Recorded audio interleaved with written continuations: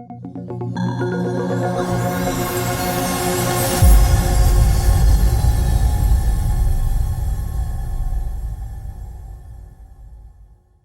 morning, good afternoon, or good evening, and welcome back to Bariatrics and Beyond, brought to you by Elias Ortiz and Company. Today, grab yourself a drink and a healthy snack because we have a past patient. Now, she's not just a past patient one time, 2 times, 3 times, 4, 5, 5 and upwards, I would say. We have Barbara Abadie, spelled like a baddie because she's a baddie in the house. Hi, Barbara. Hey, girls. Now, I also have my co-host, aka my sister, Nicole, here because Nicole was also Barbara's coordinator and you guys are friends now. So I thought, sure are. Who better to have to do this interview than Nicole and Barbara and me? So, Barbara, can you introduce yourself? Tell us where you're from and anything fun we should know about you. Sure. My name is Barbara Abadie, originally from Louisiana, just outside of New Orleans, about 30 minutes north of New Orleans, actually. And about a year ago, moved to California. And I'm in Solvang, California right now. Right. And you're a mama and a grandmama. I am. I have 4 adult children and 5 grandchildren, with the 6th arriving the beginning of December, maybe the end of November. We'll see. Congrats. And you're also a baddie. So, Barbara, you have had weight loss surgery. Then you've had 2 rounds of plastics. You have had a facelift with Dr. Espino. Yeah. You've also seen Dr. Herrera, and you've had dental done with EOC. So you were like the EOC poster child, right? Person, yes. So basically, like, we want to go through kind of like your experience with each surgery, but if you can just kind of give us the background first of, like, you know, where you came from, and you were, you know, how did you get overweight? Were you always overweight? What was the breaking point where you thought like, I need the surgery? And then from surgery to like, okay, I want to have my skin removal done. Like, how was the progression come along? Oh my gosh. Never had weight issues at any point in my life. What kind of sent the spiral was in 2019, shortly before COVID. My 53-year-old husband had a massive stroke and left him paralyzed, nonverbal, and I was his sole caregiver for the last 4 years of his life. And in the middle of the stroke, we all know and remember COVID that hit. And the stress, the depression, being just confined to the house, no visitors, and not able to get out and do anything for an extended period of time. I just kind of spiraled and ate my way through every emotion day that I had, and plumped up to close to 200 pounds. That's like, okay, that is the cutest way I've heard, is plumped up to. That is like so adorable. I was very plumped. I was nearly as round as I was tall, because I'm not but 5'2". Yeah, you're little. Mm-hmm. And what was I guess the coup de grace to the whole thing was my youngest son got married, and in his wedding photos, I saw myself in a way that I had not seen myself before, and I didn't even recognize myself, and that kind of planted the seed that I've got to do something. I have to get control of my life, and that just kind of got put on the back burner because I was taking care of Jean, and I was not even secondary at that point to everything else I had going on.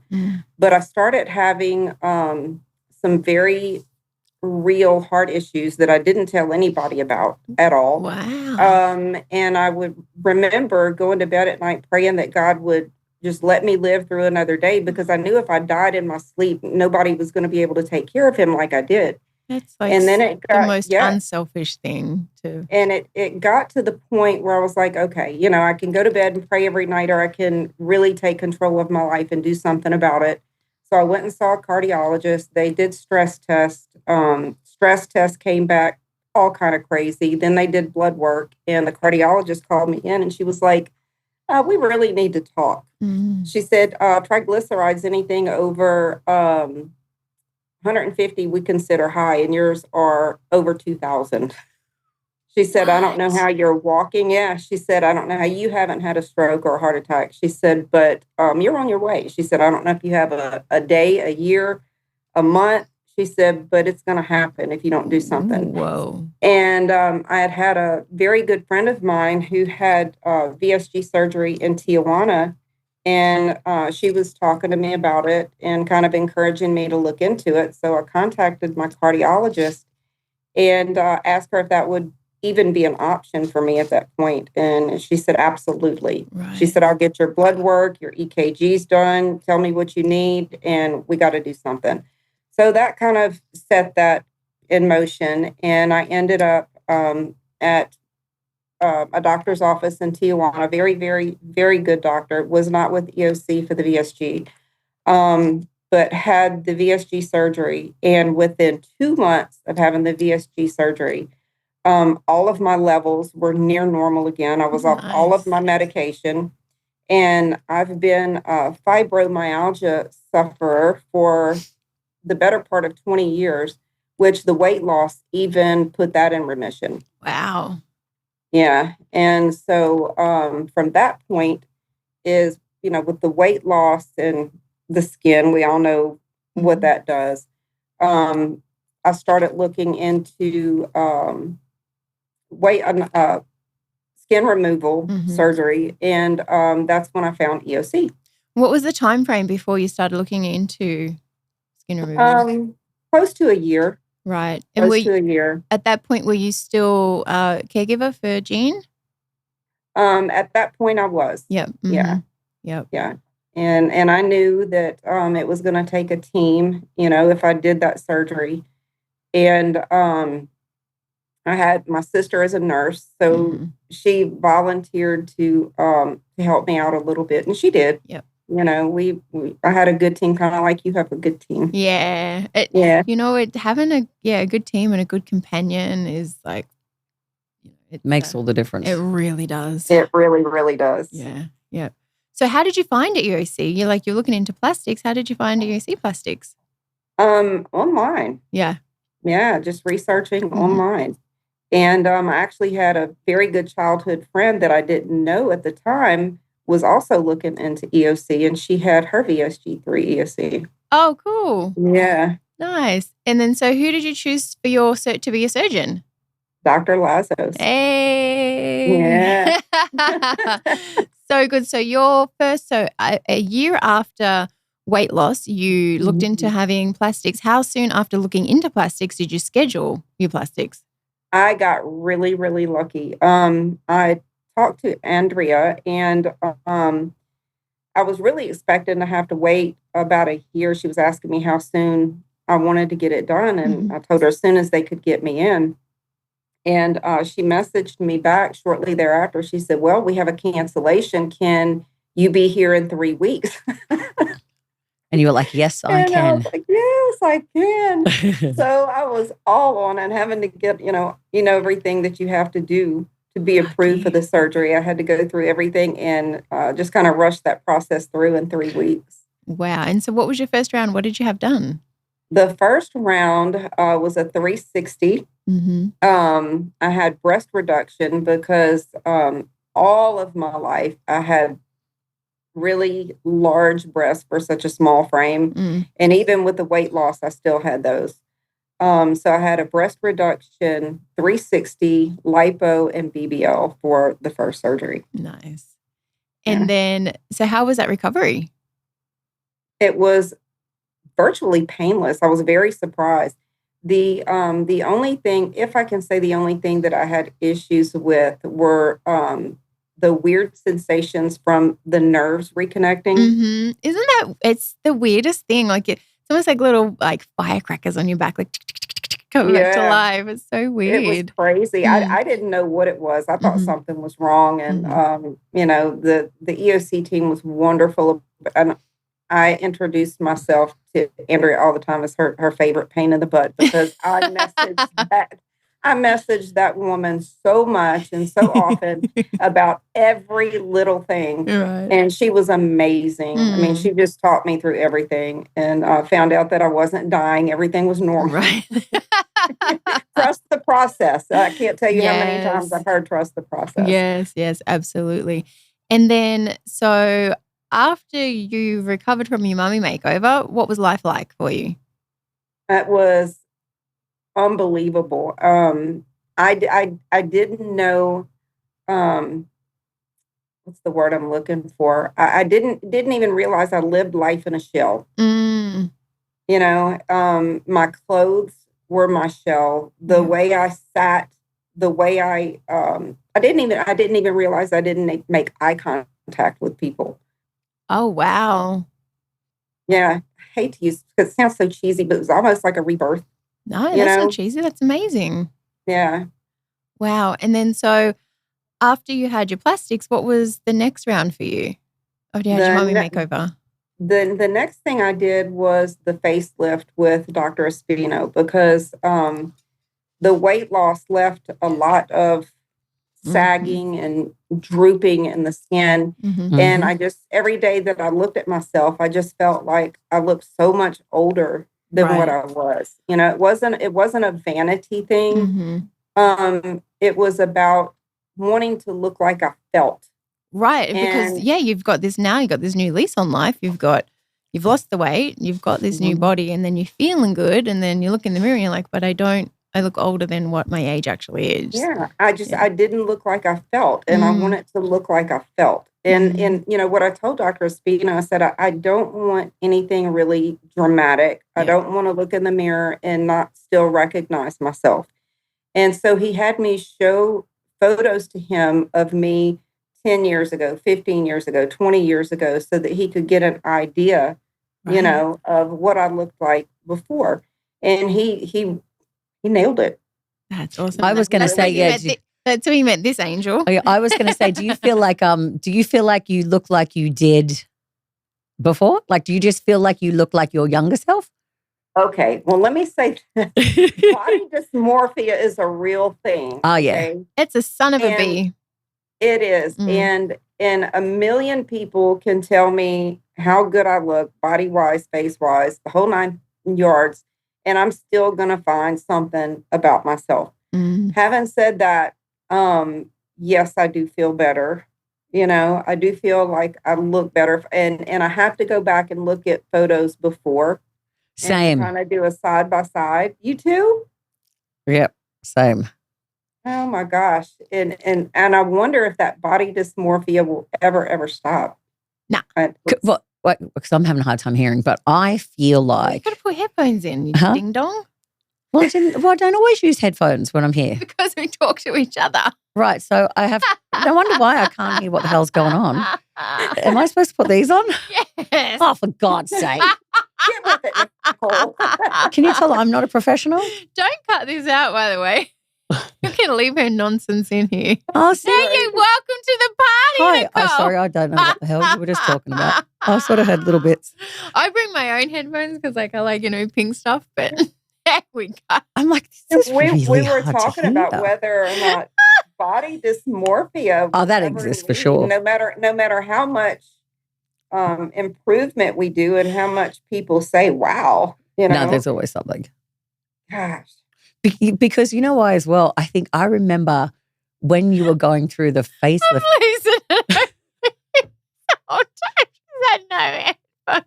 But I can sort of hear. I just thought it was very low. I was going to mouth over to you and go, can you turn her off or something? Why am I having a hard time? I'm sorry. I'm not going to get it together. You'll be all right. Great. Sorry, Barbara, you know us. You've been around us long enough to know that. And we're still friends, so she knows. I was going to say, I remember when we were going through your face stuff, right? And you were in Mexico and you were like, that's it. I need to speak to Lazarus. We're going to do this again. Let me send you my photos while I'm in Mexico. You were in Mexico. I don't even know if she'd gone in for her surgery yet. Get out of town. She's like, I'm taking these photos. And I'm like, you're still there. She's like, nope, I need this snatched. I need this. I need to make my booty like this. And I was like, this is so good. So wait, you were one of Dr. Spinner's, like one of the early. First rounds, yeah, like real early. Patients, because when he jumped on the team, because we had Dr. Mendoza, and then when Dr. Espino jumped on, we were like, yeah, I'm doing it. Before he gets too busy. Nicole is the one that actually she was just the icing on the cake. I saw her before and afters, and I'm like, holy hell. You know, I want this. Yeah. And so her photos and her surgery are actually, what sealed my decision to do it. Nice. And you got on at a good time too. And which is now he's like so vocal. Right. And which is really funny because when I look at myself, I feel like I look the same, right? No. Nicole's got body dysmorphia, but in reverse. Like I feel like I look the same. Like, because I look at my before photos and I'm like, nah, I didn't look like that. And Kayla's like, no, you really kind of did. And I'm like, no. Like, I still look like this. And I have to look at my photos as well to go, okay, hang on, there's a little bit of a difference here. Because I still feel the same. Do the same. Side by side thing. Yeah, right. Yeah. So you seen Nicole's results. You're like, yep, facelift next, sign me up. And then you were paired with Nicole and you guys worked together. How long was it before Barbara had? Quick as well, wasn't it? Really quick? Yeah. Yeah. Yeah, it was really quick. It was fast, what's the wait December time? Or something. What's the wait time between body and face? So if you have your body done, you only have to wait 4 months to do your face. But if you have your face done first, you have to wait 6 months to do your body. Oh, okay. I thought it was like 6 and then 12. So 4 and 6. Oh, okay. That's not too bad. Yeah. So you waited like 4 months, was it, after your body? How long did you have Lazos? It wasn't very long. Yeah. No. Wait. So you had body surgery first, and then how long? Surgery, was in 23. 2023? February of 23. And I had the face surgery in December of 24. Oh, okay. Yeah, so a good year. Okay, there was a good gap. Fair enough. And then the second round of body was? That was in March of 25. Teeth first. It was teeth. It was teeth straight after the cruise. Don't jump ahead of the schedule. We need the whole thing. So you had your face surgery. How was that going back now you're a 2-time EOC? How was it going back for the second time? For the face surgery? Yeah.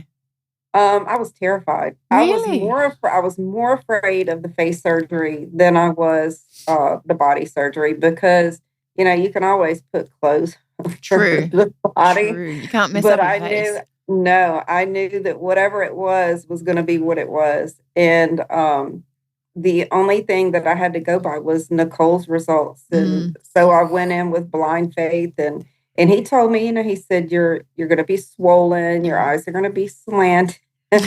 You're not even going to recognize yourself. He said, but just trust it. Like, sign me up. Yeah. I honestly think there's a lot of bravery for facelift patients because you don't know what you're going to come out like. You are, you're cutting stuff, but you can, it's immediate. Like, damn, look at me. Getting your face done, you're like, I got to trust the process. I could barely open my eyes. And then you're so swollen. You look like a crash test dummy. So it's like, it's a lot of courage getting a facelift. I was swollen for months. I don't know about Nicole, but I was swollen for months after the surgery. I was wondering if I was going to have chipmunk cheeks the rest of the month. Yeah, a lot of people feel that. So a lot of people have it. But then people only really post positive pictures most of the time, right? So people think that their recovery is going to be much faster or easier or they didn't swell, but everybody's going to swell. You know what I mean? But some people swell more than others and some people take longer for the swelling to go down. Yeah, I think social media is a gift and a curse, especially when you're going through plastic surgery recovery because it's not linear. Everybody recovers differently at different paces. Some people get complications, some people don't. And I think what happens is we tend to look at everyone else's journey and then you freak out when you're like, oh well, she's through I'm even guilty of this because I remember my last round and I should know better by now and I see this every day, but like I would see people, they're like, oh, I'm 6 weeks post-op and I'm out and I'm getting in the ocean for the first time and this is middle of summer and I'm nursing a complication and I'm like, this ain't fair, why is this happening to me, and then so it's kind of tricky, like people you didn't have any complications. You really didn't suffer too much with swelling. What are you talking about? My eyes were sewn shut. I mean, like, no. I mean, like post-op, like recovery, not immediately. Sorry, Barbara. I mean, You know what I mean? Like you didn't. She said to me, she's like, now, Nicole, I remember waking up, like I guess my brain woke up in the morning, right? But my eyes were still sewn together.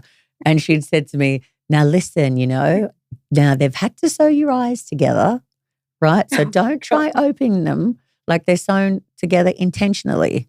So just leave them like that for a little while, okay?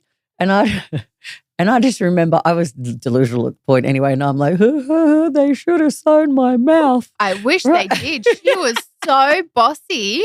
She's a bossy patient, Barbara. Do this. No, don't get it like that. Get it like this. And I'm just like, you want to get it yourself? She was bossy. God. She was bossy. Meanwhile, I'm a very good companion, apparently. No, she's a great companion, terrible patient. Actually, you are a terrible patient because you were bad with your bariatrics too.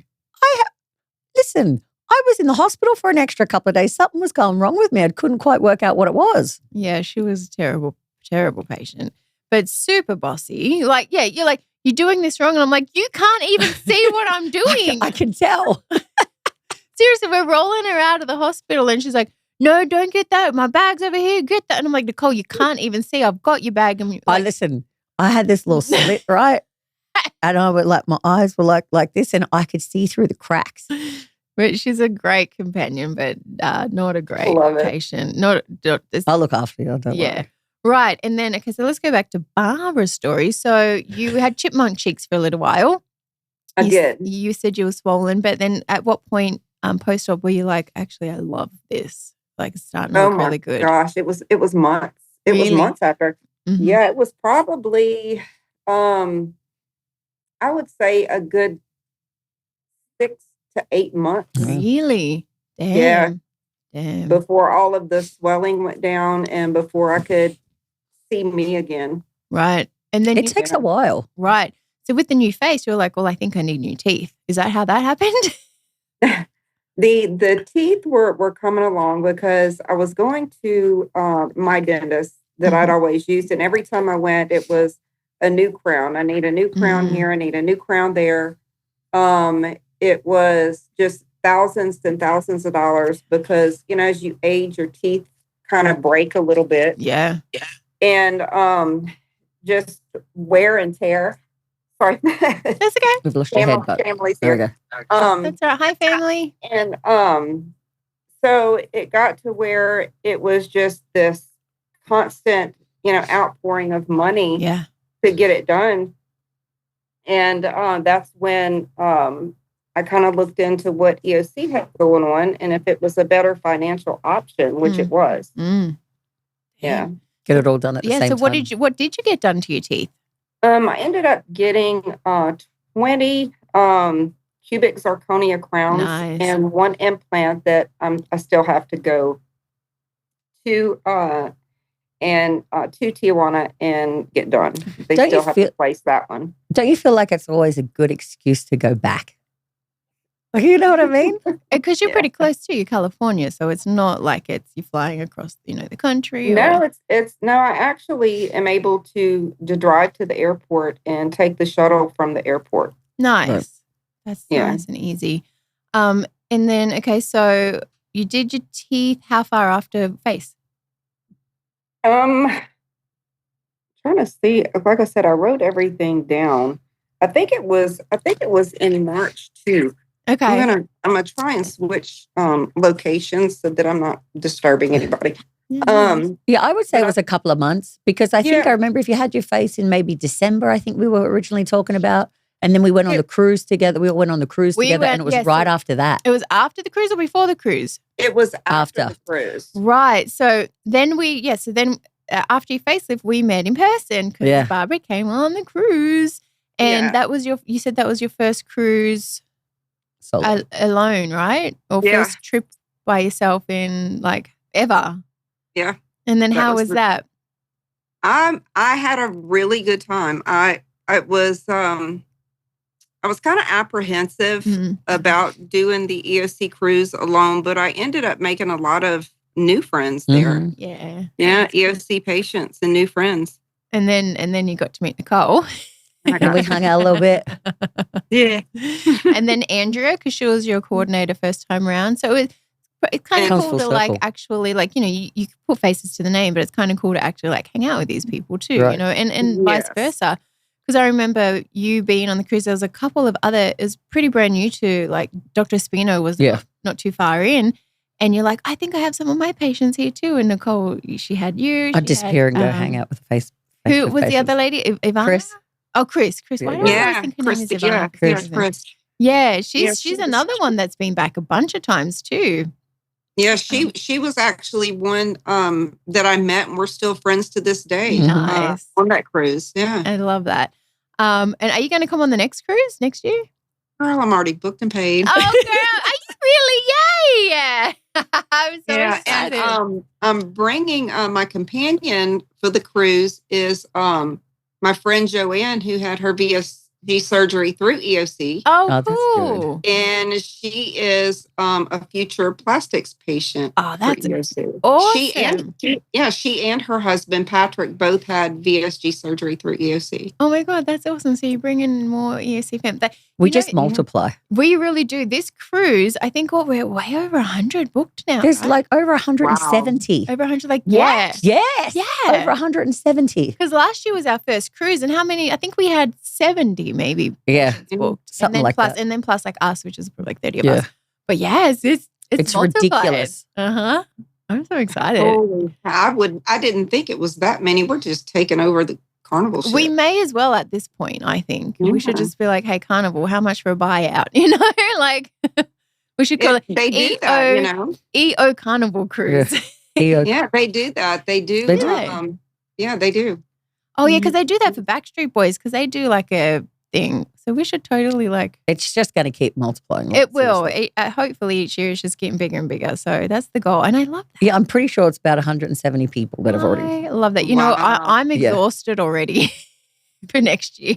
I need to be like, but no, it's really cool. But it is a good time. We do the ice. We got an icebreaker event too, obviously the night before, or the day before, so everyone gets, like how we all got to meet each other. Because imagine just jumping on the cruise and then trying to like find everybody. Like find your footing. Like I feel like that icebreaker event is kind of awkward at first, but then by the end of the night, everyone's like, "Go!" A little bit. Yeah, then by the end of we're like, let's get on the boat tomorrow. And then also by the end of the cruise, you've been having dinner with everybody, you've been doing different events with everybody. Yeah. Like usually I'll go to watch a show with Kayla or something. It doesn't even matter if she doesn't go. I'm heading to the nightclub with somebody else. I'm going to go watch a show with somebody else. She can go wherever she wants. You know what I mean? And we all just sort of like split and find 170 other new friends. Well, I think that's what's going to happen this year. I think like last year, because it was, a decent sized group, we all kind of did everything together. And then we did kind of split off. But I think staff wise, I think we are going to have groups of staff. Like this one and this one's going to be doing shows. If you want to go to shows with them, this one's going to be doing the dinners because I don't think we're all going to be able to do everything together. So I think we're going to split into groups.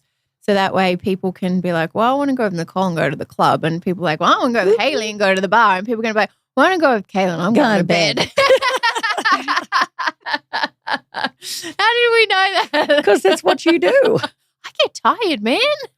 Leave me alone. I can't say anything. I'm the one that goes to bed too. See, well, you could be part of the PJ crew. We call it the what does Mum call it? The pillow show. We should go in the blanket show. The blanket show. We're going to go to the blanket show. They'll go to the real show. But okay, so back on track to Barbara and all her journey. So after the cruise, you did teeth. I did teeth. And again, I was very afraid for the teeth because, it's kind of like the face, what you get, what you're stuck with. Yeah. And I was very impressed with the whole, and I feel like I can never say the name right, Nakehi. Is it that how you say it? I always say Nikiji. See, I'm a gringo. Nikiji Dental. They made me do a video, and I had to say Nakehi so many times. Oh, because it's a H. I still don't feel like I get it right. The J is a H. Right. Yeah. I brought in photos and showed him what I wanted and what I was looking at, and he was honest. He told me, I think this would be better for your facial structure than this. Nice. If you get this, it's going to look like it's too much and it's going to look a little weird. And at first I was going to do veneers. Right. And he said, well, have you considered the cubic zirconia crowns? And I said, no, didn't even know that was an option. Yeah. He said, the difference, he said, there's no difference in price with them. He said, but the longevity of the cubic zirconia crowns, he said, will last you the rest of your life. Whereas if you got the veneers, he said you would probably, be coming back, in a number of years because they could break easily or what he said, but you would really have to work hard to break one of the cubic zirconia crowns. I was like, sign me up. Yeah. Like, because how did they explain? Because we both have crowns too, but how did they explain? I remember like a veneer is almost like putting like a false, like if you were to get like false nails put on, they put a nail over top of your nail, know, and so it can flick off, it can, it can come off, it can peel away, whatever it is. I'm not going to say peel away for the lack of chip, I guess. Better way of explaining it, right? But with a crown, like they're going to file your whole tooth down, so it's the size of like a piece of rice, encapsulate, and then they're going to cement. They're making a tooth out of that like material, and they're going to cement it over your tooth. So it's it's a whole thing, like covered over, rather than just like a facade almost. Oh, okay, yeah. Because the veneer only covers the front of the tooth, from what I was told, and the crown is just that. I mean, it's the whole tooth. Yep. Yeah. So, crown's much better options. So we're all got crowns. Look at us. Smile, everyone. Cheers. There's honestly nothing better. Than having a good smile. Then I had crooked teeth. Did you have any crooked teeth or anything, or is it just like I didn't have crooked teeth. They were just discolored, and there were a couple on the bottom that were a little crooked. That when he did them, I asked if he could make them straight and perfect, and he's like, "Yeah, no problem." But as far as them being really crooked, they weren't. They were just discolored and aged. I'm almost 60 years old. So, I mean, it kind of came with the territory. Right. Right. And I had crooked ones. So it just feels so nice to be like, oh my gosh, I got straight teeth. But I don't have bottoms yet, girls. I need to do my bottoms. But they're not that noticeable at the moment. So, you know what I mean? You can probably kind of get away with it. Yeah, we'll see. And okay, so you had teeth and then you're like, I'm going back. Well, yeah, you almost immediately for body. Was it immediately? Yes, within weeks. Yeah, jeez, it was very soon after. At this point, you're like, I might just get an apartment down in TJ. I needed to. I probably still do. I wanted what I call a touch up.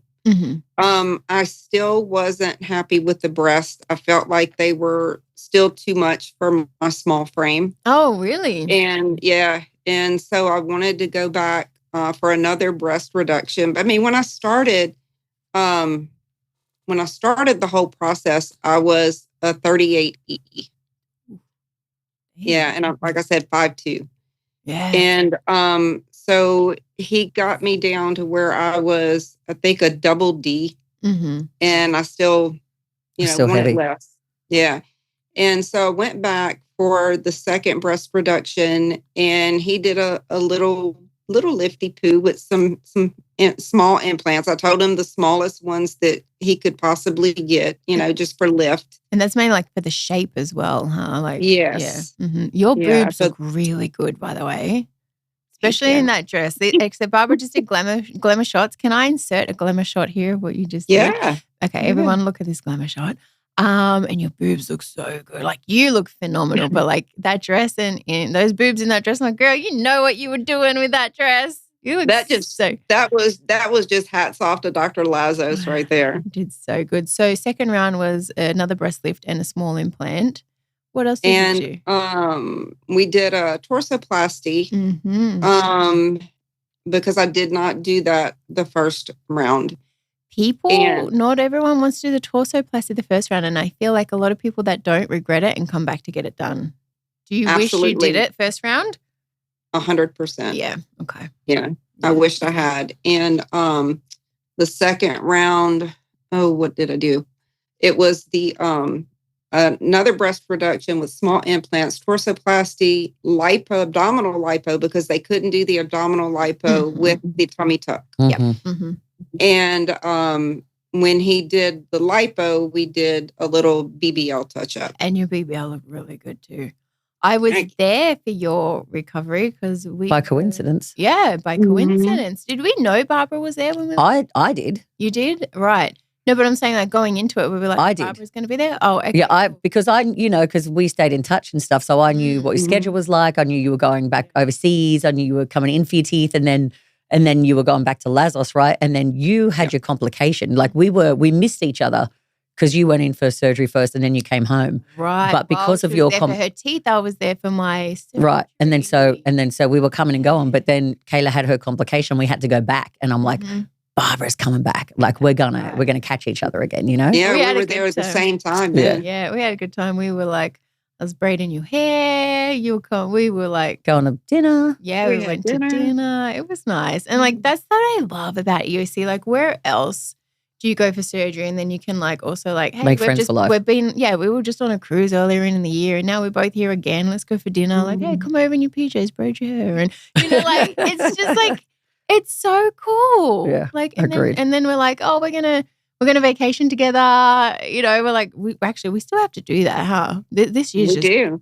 This year's that's still a thing, you know. That's still a thing. This year has been it's been a thing. Yeah, it's been a little bit of a doozy of a year actually. But let's my neck. And Nicole's like, oh, I need a massage. But let's still do that because I want to. Yeah, St. Martin is still on the books, girls. Oh yeah, when do we have to do that by? Yeah, when's that to be by? I need to check into that. I think I have a year to be able to do that, and it's paid for. We need to organize some flights. Yeah. Just tell us when. The next podcast will be live from St. Martin. Yes, right. With our pearly whites shining in the sun, you two with your brand new faces, and Barbara with the boobs out. And no, but I mean, why not? We could do that. And then that was being your last round. How was recovery for that for you? The second round I found was a little bit more difficult. Yeah. Not so much the breast. I didn't have any issue out of the breast, but I had a small opening with the toroplasty, torsoplasty, and was doing my best, kind of heal it, and was keeping stuff on it, trying to keep it covered. And Dr. Lazarus was like, no, keep it uncovered. Right. You're doing well, but you're doing it all wrong. Right. And I was like, uncovered. I'm thinking I have this opening. I need to keep it covered. You need to keep it dry. Uncovered. Yeah. Yeah. And so within a week of him telling me to uncover it, take everything off of it, it was healed up. Nice. That's nice. Was that your only complication of all your rounds? Yeah. Nice. That's good. And the opening was maybe an inch long. It really wasn't even bad at all. Good. Whereabouts in your torsoplasty? Was it like center or off to the side? No, it was closer to my right arm. Okay. Where I lift my arm. Okay. So it's kind of like I did it myself. Yeah. Oh, did ya? Yeah. Listen, most people do it themselves. Like that's I the did thing. none of my complications myself. I just got freaking unlucky. I've had 2 complications. I did have a stitch reaction in the middle of my torsoplasty. Yeah, but I also feel like dead center. When that first happened to you the first time, we really didn't know what we were doing. Yeah. Do you know what I mean? Like it's only because we've learned more down the track of, how to look after them and wounds and stuff like that. It wouldn't have been that bad at the start if we wouldn't know what we were doing. Yeah. We just didn't know what we were doing. Right. And then I did so well, making sure it didn't happen again the next time. You busted a leak because you had no openings. That's what happened. Right. I was like, she is not going to have an opening, and she didn't. Yep. And then what happened? My thighs healed perfectly. Nicole, I think Barbara probably witnessed it. Nicole was like drying my crotch because you got to keep everything dry. Nicole, at the time in TJ, we didn't have it. We didn't have it. I said a blow dryer, and she's like, no, too much bacteria and heat. No. So she had paper plates like that. Oh my gosh. Good comparison. I was like, I'm telling you. We need to rent you out, Nicole. Oh yeah. Right. No, because I did put a couple of things like just funny skit videos. Remember, like, I'm Nicole and I do additions. I'm like, and I'm Kayla. I'm Nicole and I wipe a butt. And I'm Kayla. Yeah. I'm Nicole and I do a laundry. And I'm everyone on that video was like, can we hire Nicole? I was like, guaranteed no openings. That video. Jesus. That's funny. So what's next for you, Barbara? Are you doing anything else? Are you done? No, I'm still currently seeing Dr. Herrera. That's right. I forgot about that. So while you were there, you were like, actually, while I'm here. Oh, well. Heard you guys got a new surgeon. Well, let me tell you what happened with that is I did hear about him through EOC.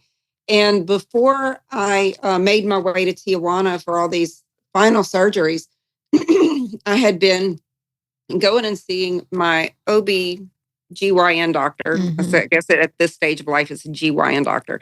But I was having what I think a lot of people after childbirth and age will experience, women anyway, something called vaginal prolapse, where our bladders and innards sometimes will kind of start coming through.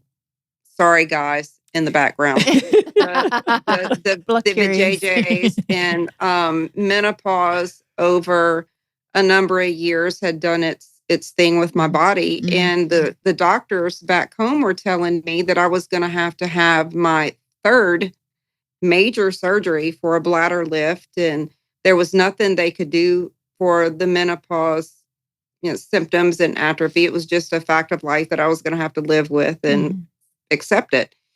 And I was like, well, I don't know if I trust that diagnosis. I want to go talk to Dr. Herrera because I read up on him and what he offered and what his practice did.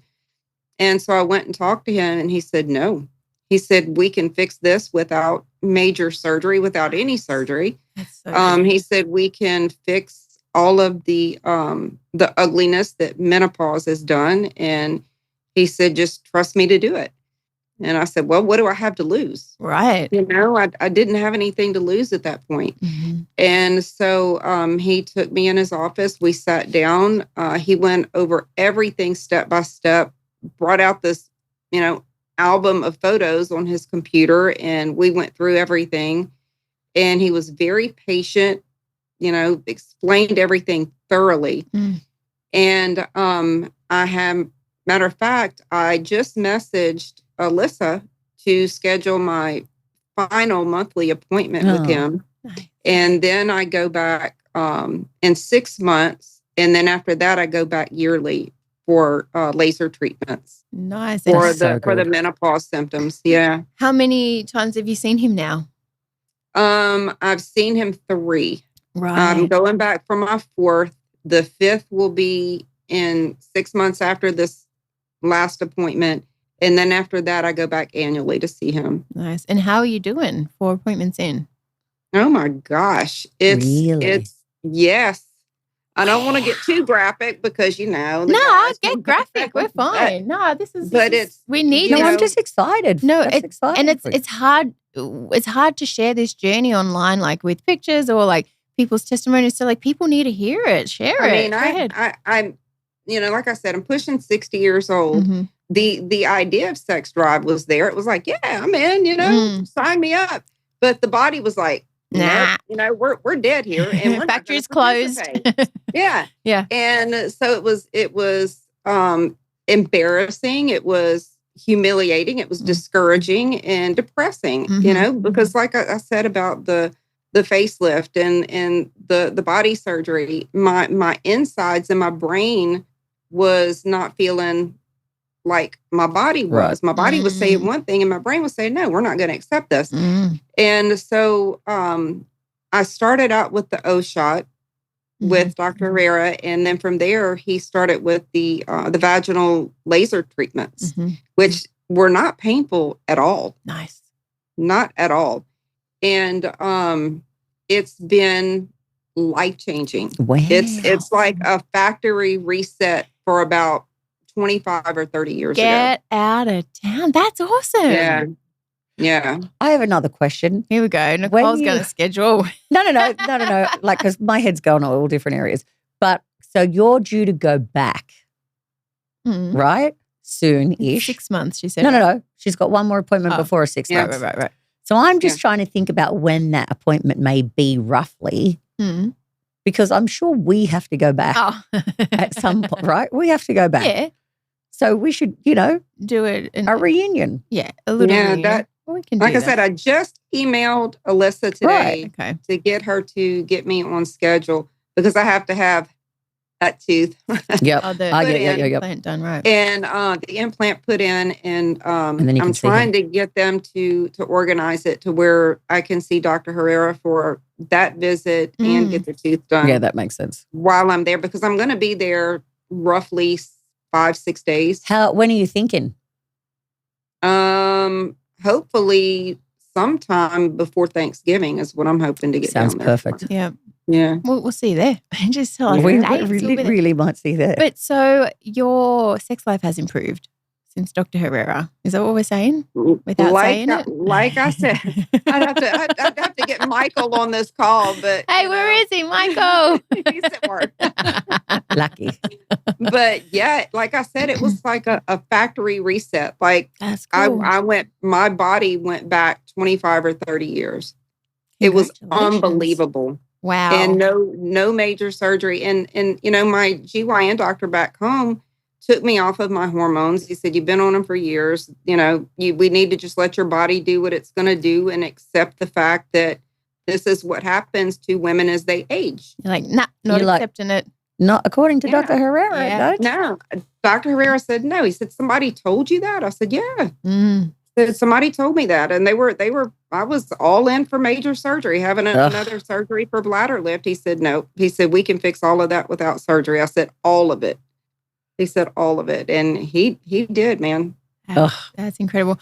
I remember when we were last there, that's when you were doing your stuff with Dr. Herrera too. And I hadn't met him at that point because he was still brand new. And I was his first patient for EOC. Yep, you sure were. Yeah.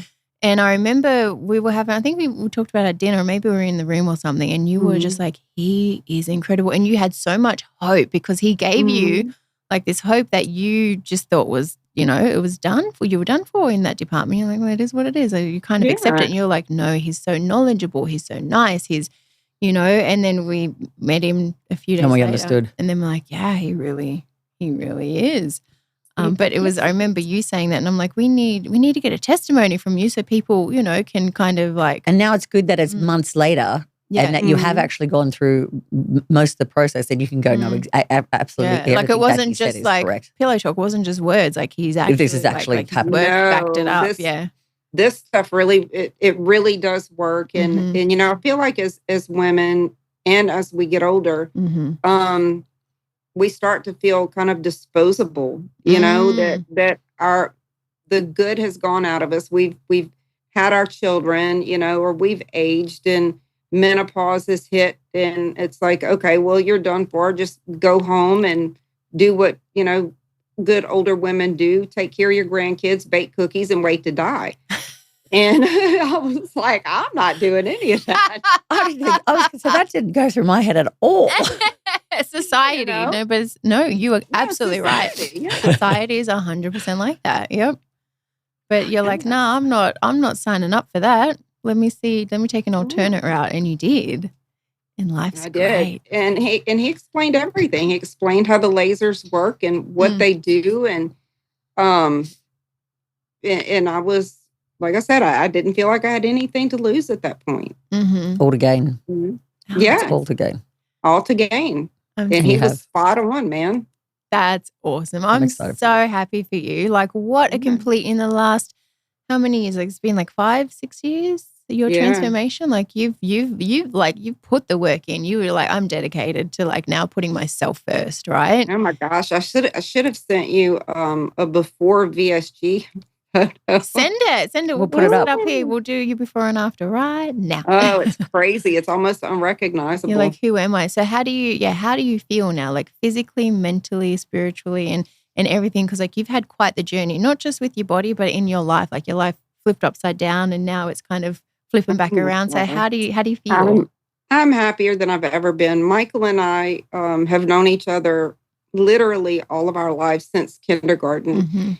And we were elementary school boyfriend and girlfriend, went on to separate lives. And I lost Gene in 22. And he got a divorce the same year. And we just kind of checked in on each other because we were always friends. Yeah. And it started with a cup of coffee. And we're 2 years in. And I'm happier than I've ever been. Oh, that's beautiful. You know, and it's just it's been a journey. Yeah. You know, it hasn't been easy, but it's been a journey. Yeah. And instead of you being on the downward, you're actually you on took the control, and you're like, no, I'm not accepting this, and like, there's got to be more to life, and this is. And there is. And that's one thing, you know, I promised Gene before he passed away, because he didn't die from the stroke. He died of cancer in 22. And, you know, I told him, I said, I promise you, I said that I'm going to keep living. You know, I don't know what that's going to look like, but I'm going to keep traveling, and I'm going to keep living and enjoying life until I see you again. Oh, that's beautiful. Yeah. That's so nice. And you're doing the damn thing. I'm doing the damn thing. Yes. Oh, I love that for you, Barbara. Abadie for sure. No, I love that. I love that. Nicole, do you have any other questions? Are we good? No, I think I feel like we covered so much ground. Like, I can't believe that you're literally the like everything that EOC offers. You're like done that. So like, you are a walking, talking advertisement, success story. And I think, like, I feel like they're the real deal, guys. They really still are. Still has the right attitude about it. Do you know what I mean? Right. Like, still, because you've had such positive experiences, you know? Yeah, right. It wasn't just a fluke, like a one-off type thing. Like, right. You know what I mean? It's just like every time it's been good. Consistent. Good. And then the experience has been wonderful. Yes. The doctors, the nurses, the coordinators, the drivers. Right. I mean, everything about the whole EOC experience is just top tier, man. Aww. If you're on the fence, do it. Oh, that's awesome. That actually makes me so proud. You know what I mean? Yeah. Like, so proud to work for a company that is like, it checks all the way around. It's not just like, they're good at bariatrics, but they're crap at this is that. Like, the whole way around. Like, it's literally, like, when we say we've got you covered from head to toe, like. No, we literally, you are covered from head to toe. I think the next thing then is like hair transplants or something, like, because then it'll be really like head to toe. I talked to them about that too. And let me tell you why, because I have a 5-head. I got a we all do. Well, so do I. I've got a 6-head. What's wrong with having such a big forehead? Forehead. I'm like, I didn't even know it was a thing until someone told me I had one. Like, right. Not even my problem. Right. You know, when I noticed it, or when people picked it out of me, when I started to lose weight, my head started to look bigger because my body was looking smaller, and everyone was like, oh, she lost weight, but look at that forehead. And I was just like, yeah, I got a 5-head. Yeah, because I kind of want that too. Like, I want some. Because I actually talked to Dr. Spino about forehead lowering. He's like, no, we don't do that. Did you too? Okay, good. And he said, I'd rather give you a hair transplant than lift your forehead. That's what he said. He was like, that's what he told me. Yeah. So now I'm like, so we got anyone for that? We got anyone for a hair transplant? There's always going to be something. There's always going to be something. But that's us as women, I think, you know. I think we're always, no matter what, no matter what we do, we're going to find flaws. And I think that's a society thing. It is. You know, that if we don't look perfect, you know, then we don't fit in, and nothing could be farther from the truth. Just do what you're going to do to make yourself feel good, and to hell with everybody else. Agreed. And if we don't find the flaws, someone else is going to find them for us. That's the problem, I think. Because Nicole was never known you had a forehead until I don't care. Told you. Yeah, but I don't. Yeah, but see, I don't really care what society thinks. Do you know what I mean? Like, I don't. Yeah. If I cared that I had a 5-head, then I would worry. But if it doesn't bother me and it bothers you, that's not a me problem. That's you. That's your problem. Do you know what I mean? That is like, that's a you problem. That is true. But you do kind of look in the mirror. We just have to use a little extra sunscreen and hat. Right. That's it. But I don't look in the mirror and go, my forehead's big. You do.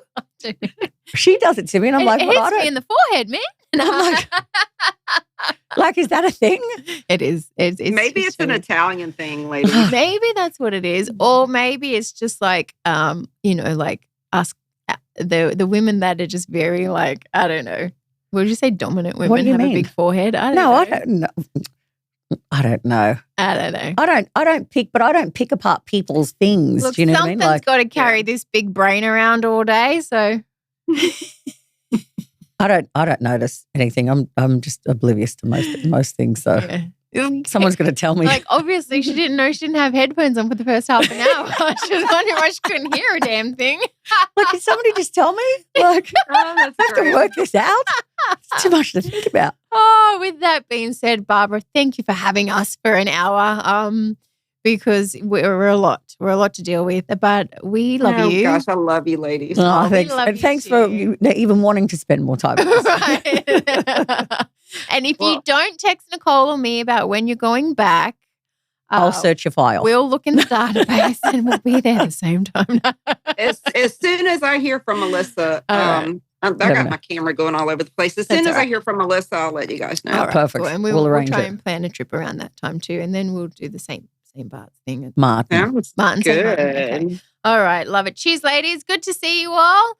And we will catch you on the next episode of Bariatrics and Beyond. Thanks, you guys. Bye. Bye.